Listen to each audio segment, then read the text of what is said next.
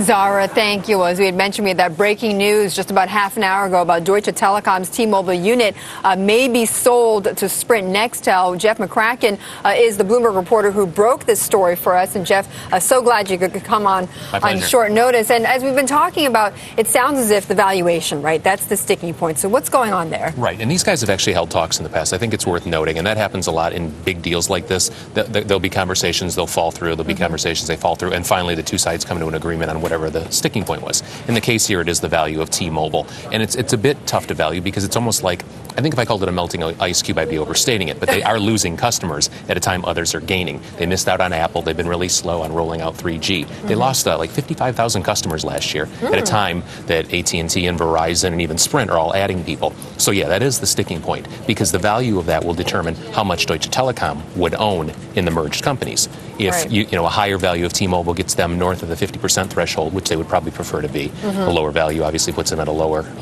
ownership stake in the combined companies. Okay, so given that then, is there any sense that you're getting from your reporting that they will eventually come together? I think there's a good chance. Both parties, both Sprint and Deutsche Telekom, have kind of fallback contingency plans. In the case of T-Mobile and Deutsche Telekom, they've been talking to Clearwire about buying some of their spectrum. Right. And in the case of Sprint, they've been talking with a group that Phil Falcone has started. This it's like a wireless startup called Foursquared, I believe, that's trying to start 4G. So they both have plans they could fall back on. But for the time being, they've halted those plans or they've put a pause button on those plans as they work on this bigger deal. Big deals like this are always tough to get together, and this one again is complicated because of the value of T-Mobile. But I think there's a chance that we could see this get done, and it would be a really big deal. Do we have any idea of price? I mean, how much this could be worth? No, not offhand. Not offhand. Again, because it gets back to the value of T-Mobile. Okay.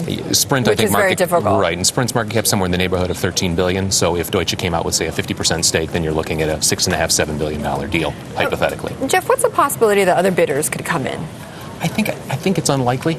This deal makes a lot of sense, and in the end, that's why sometimes these deals simply do get done. You've got the number 3 and you've got the number 4.